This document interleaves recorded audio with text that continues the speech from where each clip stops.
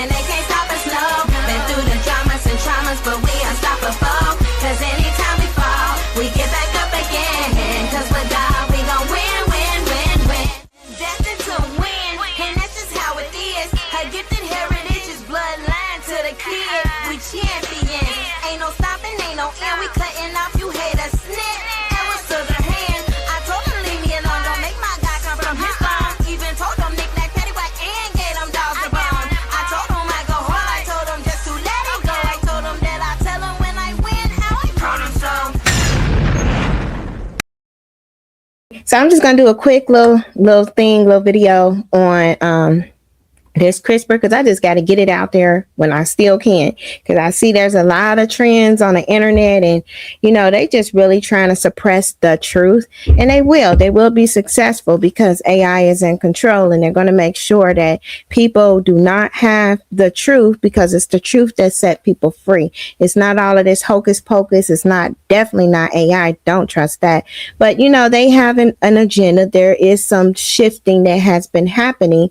So I'm going to just really tell the truth about this CRISPR-Cas9, because there has been some editing done and that continue to be done, but we have to see this in truth, or else you will be deceived by lies. But CRISPR-Cas9 is very important, and this gene editing device, really what it is fallen angel demonic technology, and it has the ability to slice our DNA and rewrite a code, something that God does. He programs us, and this wants to rewrite our program and have the ability to control our makeup, our genes, our genetics, our behavior, our will. And what it would do is it will eventually separate our ability to be able to have a will, and they will own it. The only way President Trump wins in 2028 and continues to stay in office is by the will of the American people. Will of the American people. Okay? And the will of the American people is what the Constitution embodies. And so I think we're going to be in good hands there. We need to finish what we started. That if you have enough data and you have enough computing power, you can understand people better than they understand themselves, and then you can manipulate them in ways which were previously impossible. Humans are now hackable animals. You know, the whole idea that humans have, you know, they have this soul or spirit, and they have free will, and nobody knows what's happening inside me, so whatever I choose, whether in the election or whether in the supermarket, this is my free will, that's over. It's over. Blasphemy. We have to know that. So let's look at CRISPR-Cas9. CRISPR-Cas9. CRISPR is short for clustered, regularly interspaced short palindromic repeats. CRISPR consists of two components, the Cas9 protein that can cut DNA and a guide RNA that can recognize the sequence of DNA to be edited. To use CRISPR-Cas9, scientists first identify the sequence of the human genome that's causing a health problem. Then they create a specific guide RNA to recognize that particular stretch of A's, T's, G's, and C's in the DNA. The guide RNA is attached to the DNA cutting enzyme Cas9, and then this complex is introduced to the target cells. It locates the target letter sequence and cuts the DNA. At that point, scientists can then edit the existing genome by either modifying, deleting, or inserting new sequences. It effectively makes CRISPR-Cas9 a cut and paste tool for DNA editing. Okay, so sounds nice, right? You know, what the heck are they talking about, right? So what they did was they got this material, technology, elements, different things, and it has the ability, like they were saying, to slice our DNA. Now we have encoded in us what God spoke over us, and his name is actually in our DNA. And there are many things on that, and there are many things refuting that. Believe what you want on that. But however, he do impart himself in our DNA. He etched himself, and it's in our life books. And when we go before him, our books, our DNA will testify of us. That's how they were able to, in the TED Talk, bring out a bunch of books and look in there and see, hey, this guy has this and blue eyes and that. But for the first time in history, this is the genome of a specific human, printed page by page, letter by letter. 262,000 pages of information, 450 kilograms, shipped from United States to Canada. This is the visual perception of what is the code of life. And now for the first time I can do something funny. I can actually poke inside it and read it. Okay, they can read the life. That's kind of how they do with the Akashi library. You have DNA that are your books of life. But the church has to understand that we are not living in the same timeline. Times have changed. We are experiencing the greatest dispensational shift. Now, what does that mean? So when we shifted, there were powers that were locked up in the earth. You have powers under the earth, powers from the sea, powers from the air, they have converged. And so some of you do not believe in extraterrestrial beings. These extraterrestrial beings have now amalgamated in strength and power. Why are we seeing the level of demonic presence, Apostle, is because when the earth shifted, a lot of those powers that were locked up, because remember we are in global power structures, there's global power brokers who are working with certain machinery. And when they send certain sound waves into certain dimensions, it provokes things that have been locked up under the earth from the sea. You understand that? And so now what you do have, we used to talk about astral projection, that's obsolete. That's actually like a walk in the park. Now you have shapeshifters. Yes. So these powers, they have come together and they're matching in strength. And they're challenging those individuals who call themselves apostles and prophets. I was in several meetings over the last year. On 3 of those meetings, they had channelers present. I don't know if you all know what those are. Yeah. They go up in the heavens and they let these demonic deities tell them what's happening. So all 3 of these agencies were global agencies. Yeah. They had these channelers present. And I was wondering, well, why these people got these demons now present at every meeting, every high profile meeting?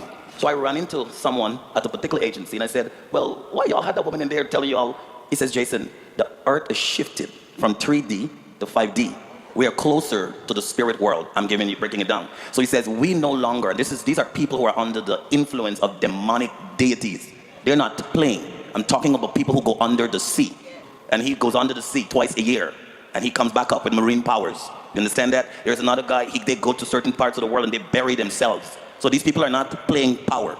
They have a lot of authority. And so what is happening now? Back to the guy. The guy said to me, well, because the earth shifted and we are so aligned to the spirit, we cannot make global decisions no longer without the support of the spirit. These are the demons talking. So I said, well, what about, in my mind, well, what about the church? Then following up, somebody else says, well, they were talking about the church. And I'm saying all of this to lay as a backdrop because we are really not in a time of playing. This stuff is really serious. So there is a particular global agency who has consulted with high-ranking demonic Janus and Jamborees. Yes. And they have given the names of at least about 40 to 50 known frontline apostolic apostles and prophets. Yes. And they asked this prophetess, they call her the prophetess, but we know it's prophetless. It's not prophetess. You understand that?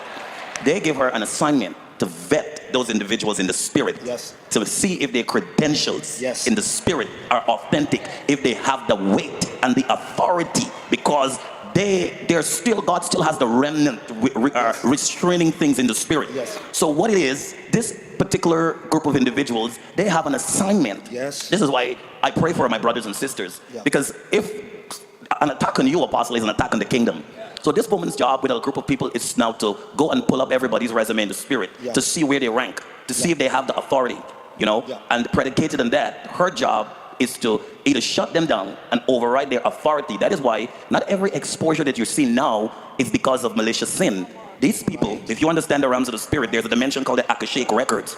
They go up in those dimensions. Anybody remember the Bible says as far as the east is from the west? The Bible doesn't talk about that, the Akashic records, because it's referring to that when it says he has removed your sins from as far as the east is from the west. That is where it is stored in the Akashic dimensions. These witches and warlocks, they go up and they begin to snoop and they pull and they look, oh, let me see what Apostle Ryan, let me look what his resume is like. Let me see that Jason Renvin, you know, let me look at this one, let me look at that one. And then they would conjure spirits. Right. And assign spirits to be on your heels. Right. And they wait for a moment. They look at your weakness, your strength, and all of that stuff. Yeah. So what I'm trying to say, the names of these people have been given, but if we do not have the kind of power and the jurisdiction like we are claiming to have, we are going to see over the next 2 years, and I'm speaking to you, this is not prophetic now.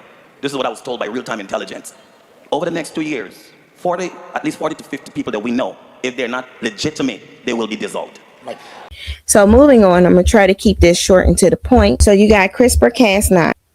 They want us to, be like, oh, okay, they just came up with that name. Nothing that they do and their little wicked worship the devil stuff is ever just simple. It's not like that at all. And they were talking about their clusters. So we're kind of getting into the clusters of the giants. And that's where I got this Eshkol from, in the Hebrew. So everything that they do in their kingdom is all about the Hebrew. The Hebrew, just so you know. And then you go into regularly, that was the R, it's continuous, it's unbroken, it's regular. So whatever is going on with these clustered cell things that You know, they even showed the cluster on the tumors. It's happening regularly and it's unbroken. So this is a continual process. So not just you get some of this CRISPR technology inside of you and then you just, you know, your body metabolizes it out and it's done. No, whatever this is regularly done. This is where it get interesting. It's frequently described as a daily ritual, such as the regular or daily sacrifice in the temple. Okay, because the Bible tells us when we see the abomination that causes desolation, okay, this is when the end coming. I'll say these are the words of Jesus. And yes, I call him Jesus because I call him Jesus. I call him Yeshua. I call him Yahoshua. What matters is what is the intent of the heart when you're speaking of him? Do you have a relationship with him? Do you know who he is? And most of all, are you filled with the living spirit? Because if you are filled with the Holy Spirit, the Ruach HaKodesh, the very spirit of God, the living God, then he is merged inside of you. He will be the one praying through you. It's not a head knowledge. So if you don't have the spirit of the living God operating through you, the power of the living God from the kingdom of heaven operating through you, you're done. Okay. We're dealing with fallen angel technology. We're dealing with shapeshifters. You're dealing with all of this other stuff that came out of the abyss. Okay. CERN ain't playing. They opened up the gates of hell. And it's all over. So if people want to believe, oh, I don't think it's the gates of hell, I don't think it's then you just want to be dumb. You know, I'm sorry. And I don't want to be like offensive, but at this point, we are at a point in time where this is the end, like we're at the end of this age. That's it. Because the only way they're able to do anything is if we give them the power. That's why they always say dumb humans. Okay, they say it in all their speeches. This is in history, actually, is human stupidity. So when you see the abomination of desolation spoken of by the prophet Daniel standing in the holy place, let the reader understand, okay? Because everybody over there looking at this daggone temple, and he said, did Jesus not say he is the third temple? Did he not say our bodies are the temple for the Holy Spirit? Okay, that's the temple that a desolation can happen to. There will be great tribulation such as has not been from the beginning of the world until now. No, and never will be. And if those days had not been cut short, no human being will be saved. But for the sake of the elect, those days will be cut short. It literally say earth is spinning fast, resulting in slightly shorter days than a standard 24-hour rotation. Inner space. Here we go. So it refers to intricate checkered or woven patterns. Remember Ezekiel where it talk about the witches that hunt, that the sorceries, they weave, you know, souls into their pillowcases. Okay. Spiders weave things. There are archons, they weave webs. So the high priestly garments. Ooh, they need a high priest. Humans are the metaphysical bridge between the spiritual realm and a physical. Whether they believe whatever or not, that's how God made us. When Jesus died, he changed the species because he locked all the other ones up. He locked all the demons in them up, the fallen up there in their prisons. So in order for them to be able to operate on the earth, because authority was given back to the humans, they need a human to do that. Okay, they need to take over a body. You got to have a living soul. They don't have that. So they're going to manipulate, they're going to use, going to transhumanize, merge you with AI. You would prefer the human race to endure, right? You're hesitating. Yeah, well, yes. I don't know. I would. This is a long hesitation. This is a long hesitation. There's so many questions implicit in this. Should this. the human race survive? Yes. Okay. But I also would. I also would like us to radically solve these problems. Right. And so, you know, it's always, I don't know. Transhumanism is this. You know, the ideal was this radical transformation where your human natural body gets transformed into an immortal body. Gets transformed into an immortal body. Blasphemy. And there's a critique of, let's say, the trans people in a sexual context, or I don't know, transvestite is someone who changes their clothes and cross dresses, and a trans is someone where you change your penis to a vagina.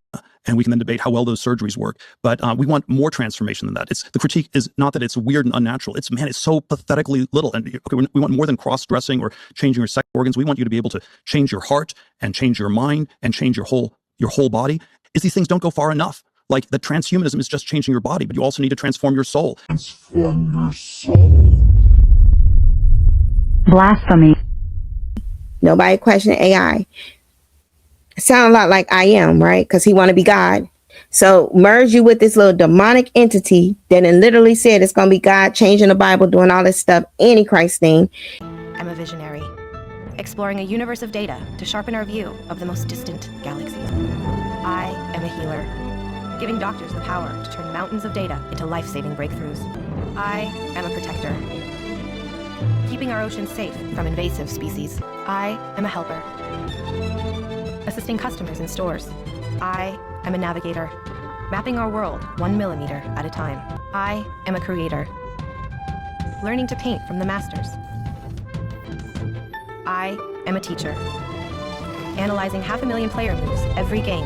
I am even the composer of the music you're hearing.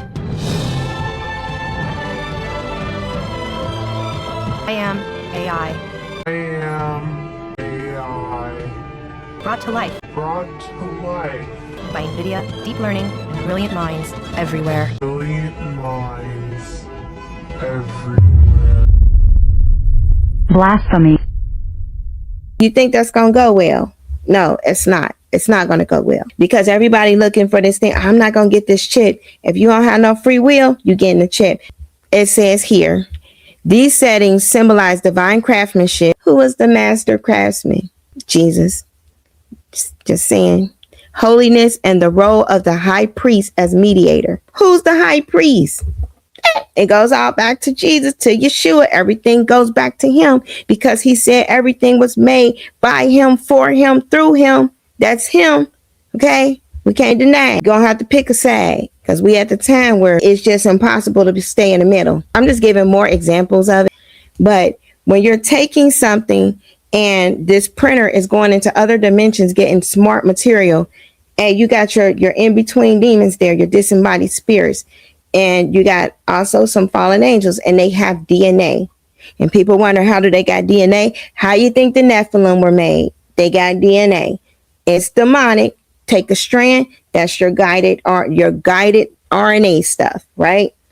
Because something has to code your DNA. So they use the serpent seed. They put the serpent seed in the person, get a third strand. So you got a code from Christ, you got your God code, 2 strands. Then you get a serpent code. If you in this CRISPR stuff, that's their goal. Because they want to make more Nephilim and zombies. That's it. That's always been the whole agenda. They never changed since the flood. They've been doing it since pre-flood. The other tree, you can listen to the tree of Christ or the tree of Ra, whichever one. Hey, that's free will until you ain't got it. Ra gonna take it. It all goes back to that thing. But they will take your will. What if people no longer have the capacity to even think about objecting because they're being neurologically controlled, because the self-assembling nanotechnology is receiving control impulses from not only the streetlights, but the ubiquitous 5G, and the very capacity to resist has been eliminated from humanity. And remember the genetic modification and control. Oops, what about that? So we're talking about people who couldn't resist if they wanted to. Well, okay, I'll survive without the social credit score. No, you won't be able to even think about not obeying. You don't need a sign that says obey if your genes are programmed to compel you to obey. If your brain is programmed to compel you to obey, you become the uber sheep that they want. Now we're into the shorts. So CRISPR, we had the cluster regularly interspaced short palindromic repeats. When you're looking at short in Hebrew, cats are appearing like 51 times, generally means to reap or harvest by cutting stalks. It is, a reaper and cutting this sickle thing. And we had a lot of that, with the vid, the person that launched it, his name actually meant reaper, the F guy. Yep. His name meant that. So we look at Job 4:8, and it will tell us exactly what is being sown and reaping. Those who plow iniquity.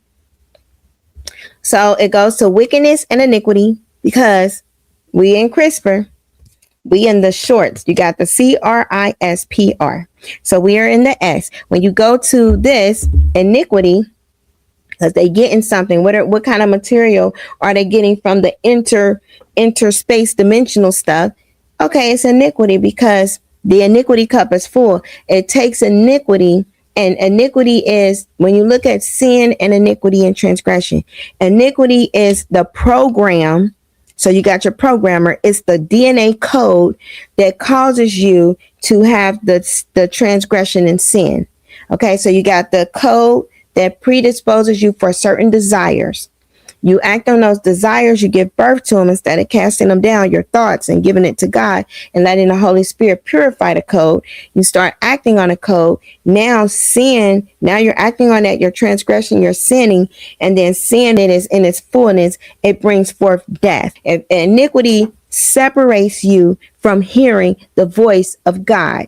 That is what it means to be separated from God and spiritually dead. If you are spiritually dead, this is the spirit man, and it looks white in the spirit. Okay, it looks clear in the spirit.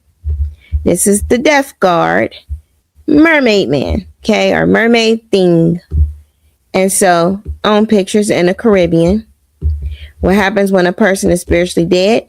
Death guard takes their spirit to prison. Okay, it's like it's asleep and it goes to prison. Only one who can get your spirit man out of the prison, the death guard takes you to. See his little mask here? See the shape there?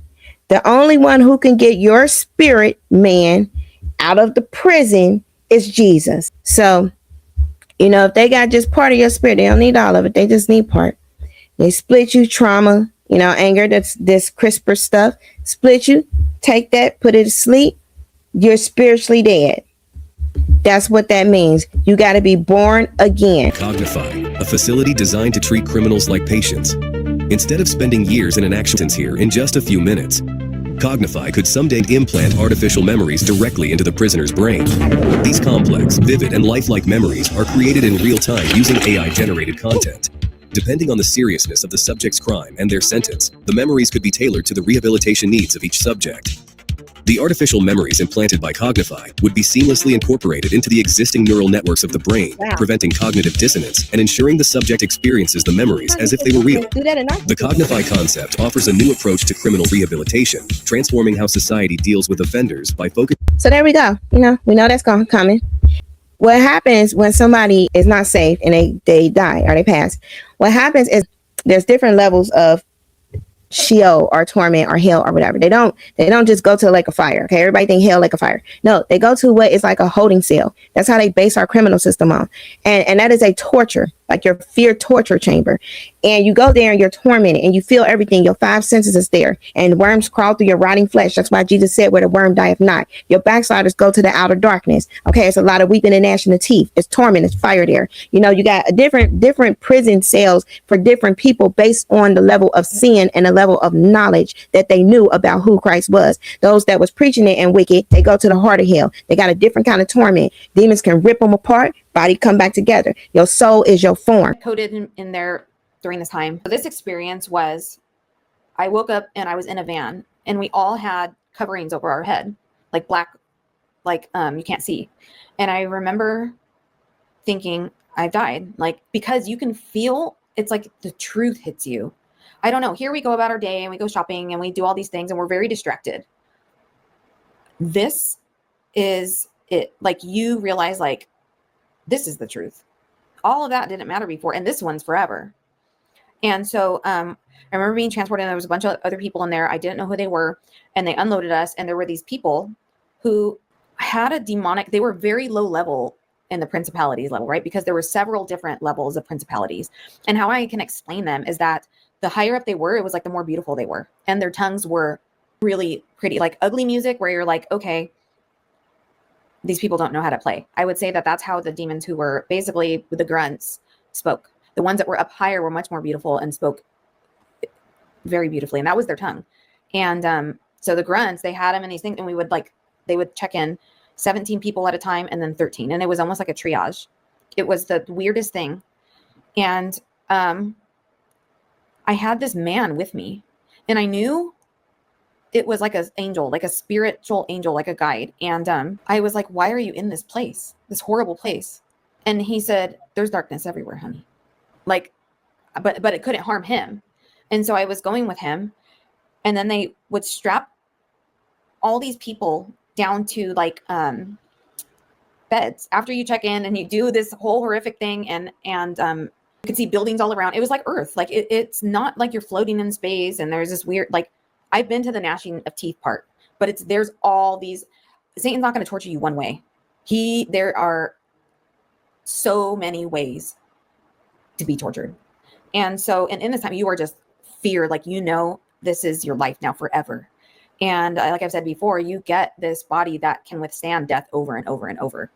And that's what basically the triage, I don't even know what to call it, is. So you get strapped to this bed, and then there was this very tall being that almost looked like had a whitish appearance. And I thought they were like bunny ears behind him, or it wasn't a guy or a girl, but it looked like that Egyptian god, which isn't a god. And he's a scribe. And I forget his name, but I had looked him up after, because all these revelations are kind of just coming back to me. Because for the longest time I was like, he was like a bunny, but it was just his head covering in the back, and very tall, and sat on a bench. And it was like this wall, like my wall behind me, that big. And it was covered in like a thin sand. And they would take out, as they would line us up, people's spirits with this, what looked like, and it sounds crazy, like, I know, it looked like, those things that you use to throw your dog the tennis ball, and it's like a little cup, and it like covers it. Like, it was like that, but they would go like that over somebody's head, and they would pull it out, and their soul would leave, and they would set it next to this creature, and it would just be sitting there. And as it was sitting next to him, he would write it in the sand, and the sand was like quicksand. So as he would write it, it would disappear, but he would continually write out everything about that person's life. And when I looked it up, and I don't believe in Egyptian gods or anything like that, let's just say that I am like Pentecostal Christian to the core now, not back then. I realize now that this God, right? Because people worshiped all these gods, but they didn't worship the one true God back in the day. So this is just a demon or a principality. He's supposed to weigh your life in the balance, and that decides where you're going to go in hell. And it's very organized. Like, it's crazy. And so I remember watching that and looking over, and across from me was like the buildings in LA or skyscrapers or Chicago. And it's dark outside. It's dark. There isn't light. And I could see the lights like dim on, like when you're looking across at a commercial building at night, and the lights are like on in the office, and you can see the people inside. I remember looking over, because I kept trying to avoid, I knew my judgment was coming with that creature, whatever it was, writing other people's lives in the balance, right? And getting their judgment. And all their fears and everything, because that's what they were going to live over and over and over and over and over. And I looked over, and I could see into one of the rooms across, like a building across the way. And there was this family, this mom and this dad, and they had 2 kids. And I'm thinking it was either the mom or the dad reliving their fear over and over. So if your soul is your form, your true form, and it doesn't die, you go to that place until judgment day. Okay? And it tells us in Revelation, talk about where hell will give up their dead, and the sea will give up their dead. There's dead trapped spirits in the sea. And then it say all these places will give up their dead, and they all go before judgment, and then they're judged. And then they go either to the lake of fire, which is the second death. It said the second death. If they are not saved, if they don't have no blood redeeming them, that's it. Those who are saved, they go to the ground and go to sleep, but their consciousness gets escorted with angels, and they are in heavenly places. That's how that works. And when somebody is in their soul form, they got a little spirit animal, spirit guide, okay, CRISPR. But when you're in your soul form, you can see characteristics of what the person looked like. So it's kind of like your true form, except it's your soul. And this is in a dark ocean, and he's in the water, doing stuff that is vibrating on a different frequency that a person cannot physically see. Now we're in a palin, because we got palantir and we got palindromic. So palin is a prefix and mean again and back. So it's constantly rewriting iniquity codes, reaping iniquity codes into your DNA. Okay, regularly clustered, decay, tumors, sickness, iniquity codes. Sickness brings death. That's why cancer went up. That's why all these diseases went up. Just use common sense. You got palin again and back. That's what it means. They're very cunning with their language, because they're witches and warlocks, sorcerers, soothsayers, all of that. It said in this time the evil of men, not only the evil of men, but imposters will increase. When you translate imposters, you translate it into wizards, warlocks, soothsayers, that on that level. Okay, so that's where you got Palantir with the crystal ball. It's say it will increase. Do the translation. So these are recurrent, repeating patterns. So when you get here, something's coming back, right? Something is trying to return. Got to think of it, Satan. Hey, they want the golden age. The fallen want to return. So this name, the soothsayers and all them communicate. They want to get things back to the way they thought it was. That's why you got all these, make this beautiful again, bring this back, do this and that back, everything back to the way like this and that. All lies. Christ moving forward. This ain't antiquity. You know, look up antiquity. It was a bad time. It's in the Bible. It's mentioned once for a reason. So people don't go and start worshiping antiquity, because they will. They want to worship anything that's not God. But you have this, and you know, it's say all this again. He said again to return again. So Palin, you know, Antichrist always want to mimic Christ. Christ had a return. Antichrist want to have a return. They're going to believe that what they're ushering in is going to be a Messiah. It's going to be an antichrist, an anti-Messiah. It means of the same kind, but the opposite force. If you look up anti in Latin, it means of the same kind, but opposing force, meaning this is the anti-Messiah they are ushering in. Saturn, whatever they want to call it, December 25th, whatever they want to say, Nimrod, Gilgamesh, whatever. It's so many names in so many different cultures. They're ushering in an antichrist, because to return again, and your mind is going to believe it, because you're going to be in the Lululand permanently, because your will is going to be taken over, and these things are going to program a virtual reality for you. So everybody's going to have their own version of reality. They're already altering reality. Some people had the Mandela effect. Some people ain't affected by it at all. Some people in a mental loop. All of your narcissists, they are in a loop. They only think about their selfish desires on a repeated, regular pattern. That's it. They're done. Part 3. The trigger, emotion, behavior. Loop. Most people don't live consciously. They live in loops. And every loop follows the same blueprint. Trigger, emotion, behavior, outcome, confirmation. You're not thinking, you're following a pre-recorded script. Step 1. Trigger. It starts with a cue, a message seen, a look ignored, a delay in response, a tone that hits just right. This moment activates stored memory, not rational thinking. You're not responding to what just happened. You're responding to every time it happened before. Step 2. Emotional memory activation.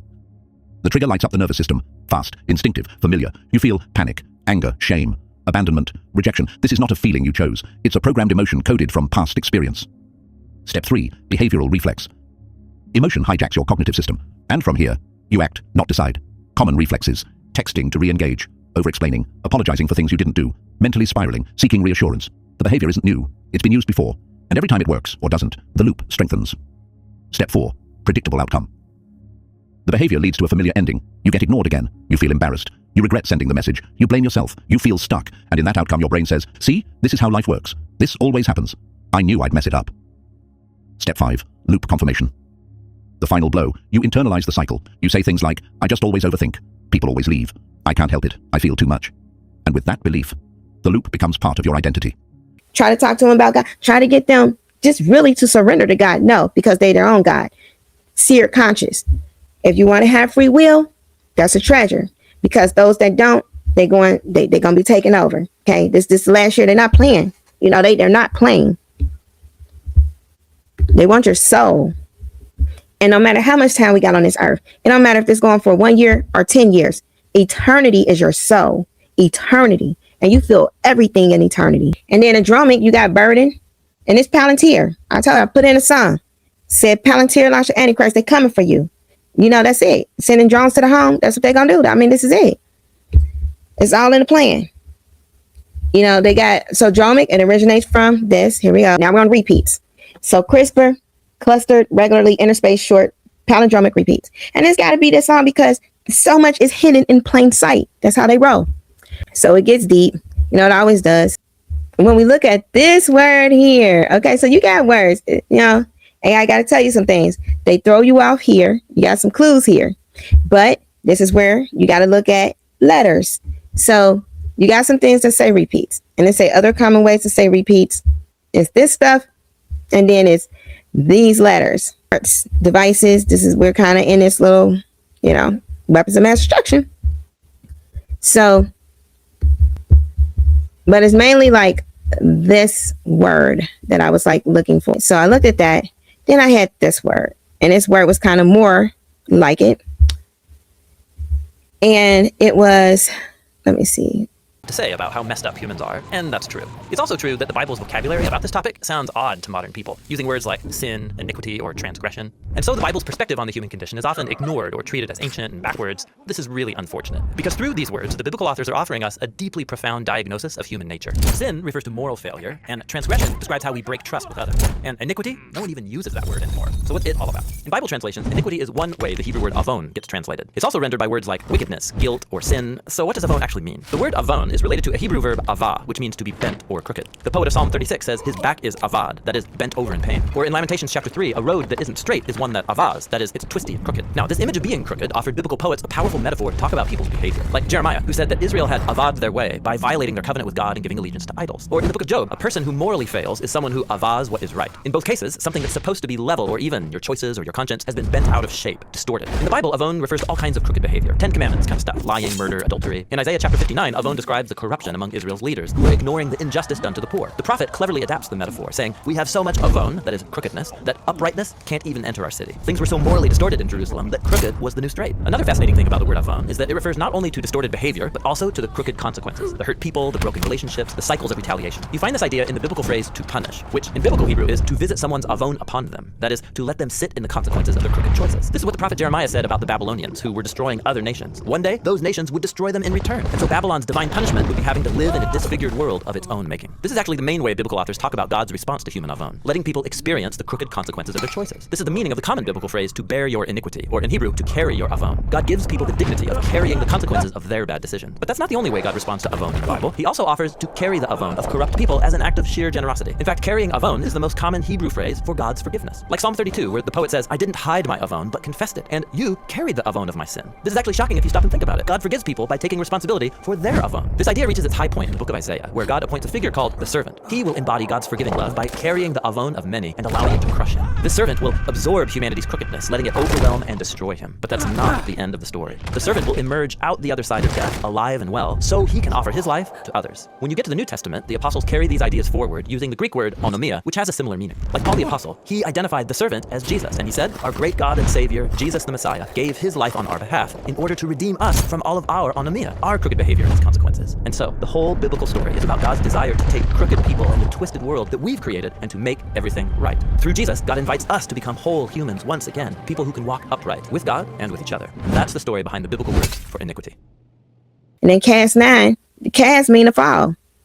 So it's going to cause you to fall. You're just going to be permanently in a fallen state, you know? So don't get any more of this stuff. Just be mindful because hey, the details is in the words. They don't even have this stuff. They just don't expect you to look nothing up. They expect you to like do said, like he always say, dumb humans.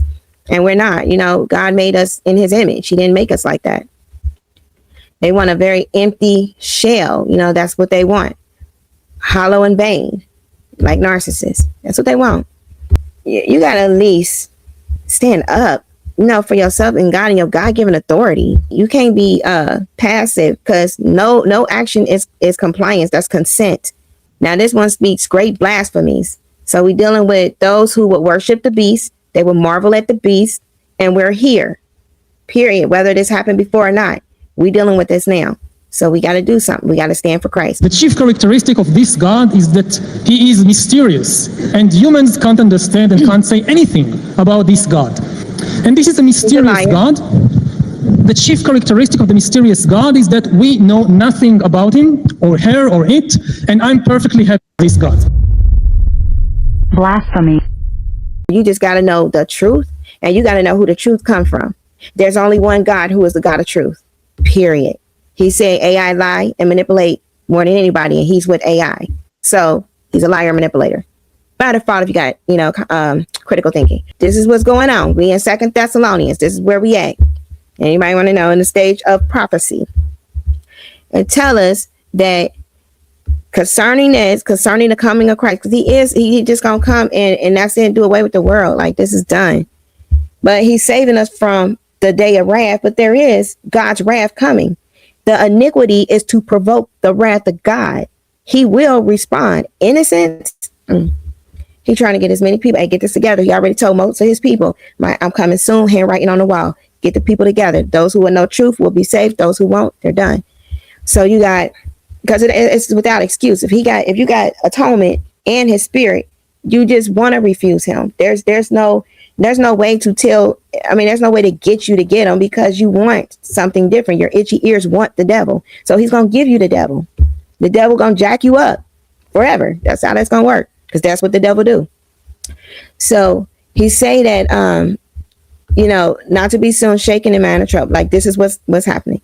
Let no one deceive you, for that day will not come unless a falling away comes first, and a man of sin is revealed, and the son of perdition, the beast, Nimrod, all of them from CERN, who opposes and exalts himself above all that is called God, or that is worship. So he sits as God in a temple of God, showing himself as God. Is that not AI? Okay. Is that not AI and this thing, the Noah guy and everything that is like, this is a system. Is that not what CRISPR doing? Okay, we hear the falling away of the church has happened because you had bad representatives sitting up here misrepresenting who God is. Now Jezebels are in there. Yes, that's happened. And now a lot of people got stuff in them. They don't even know they missing God right now. Okay, they don't even know. They out of their mask. They on a loop. They in a routine. And if you try to talk to them, self-righteousness kick in, and so do pride. So they stuck. So yes, I would say there's a falling away of the true believers that walk in full authority and power of his spirit. That's done. Check. So we got that. We are the temple. They putting demonic stuff in there. Check. That's a mark. Your DNA have a third strand, and it's etching a code of iniquity. He who now restrains will do so until he's taken out the way. And that's just common sense. Like, God gonna do what he do. And then when it's time, that's it. They're going to do what they do. He's moving his body. His body is saved from the wrath of God. That's what salvation means. They are saved from the judgment of God. They have atonement. It's not deep. It's very simple. It's not deep. Reason why they don't know. I like his choice of words, because he got to talk, because like the fallen angels will talk, because he know who Elohim is. So he say the mystery, which has been hidden from ages and generations. Yes, to them, God is a mystery. Yes, they don't know the word. Okay, when Christ was walking, no, they didn't know it was him. Because it say, if they known it was him, the princes of this world, the rulers of this world, they would never have crucified the Son of the living God. Is God not able to cloak himself? 100%, yes. Do the magicians do it? Okay, God do it better. It said it in his word. He hid them in his hand, just like he inscribes us. He can hide us in his hand. They'll sit there and they'll study you. They can't quite figure you out. That's what God do. They ain't gonna never figure him out. He said it's a mystery. To who? It's hidden. This has been hidden from ages and generations. They don't know what's going on. They lying. They can read the script. They can read the Bible, but they have no. It said, who can understand the thoughts of God but God? The Holy Spirit is the only one who can reveal the truth and interpret anything. If he interpreted through his people, it's him speaking. Then he said, but now has been revealed to his saints, his children, filled with his spirit. To them, God willed, there we go, that will connected with ours. It's a connection there. To them, God will, and that's translated Elohim, willed to make known what are the riches of the glory of this mystery among the Gentiles, which is Christ in you, the hope of glory. So only God can open up a mind to understand himself, because he's God. Now, people be underestimating his power. Don't ever underestimate the power of God. The power of God is the reason why we exist, why everything exists in creation. Ever underestimate who he is. He's all powerful. I mean, any power that any coven or any global groups of people, whatever, think they have, is nothing compared to him. He's God. He created everything. It was like Leviathan, he'll take y'all over. It was like, did he not speak softly to you? Because he made a covenant with him to do his bidding. Okay, to the disobedient. That's how God roll. So everything he made belongs to him. They're changing what it means to be human. They're mocking it. They're doing a lot of mocking. And the reason why I really, kind of came on here and did this lengthy video, because there's a lot of mocking happening. And I don't want people to be deceived. But I mean, why would anyone believe that the world is being run by lizard people who shapeshift? Of course she was going to say that. But poor baby. Yeah, she's really, really committed to that. It's really sad. No, I'm not a poor baby. I'm more reptilian, cold-blooded, and go in to win the election. We're going to take a short break. I want to talk to you more about President Biden. Watch me say it again. Reptilian, cold-blooded. These are the races we have to win. So when you looking at different stuff and they minimize, they hurry up and quickly come out with a minimizing cover story. hey, more than likely it's true. I wanted to kind of do something quick on CRISPR. That was the main reason, because see how long this took? So hard to bring in CRISPR and talk about what they're doing with this editing and etching in black goo, Magellans, and all of that into people's DNA. Then I had to do something completely separate for that. Okay. And they use like retrovirus type stuff. Same thing they use with manufacturing like HIV and things.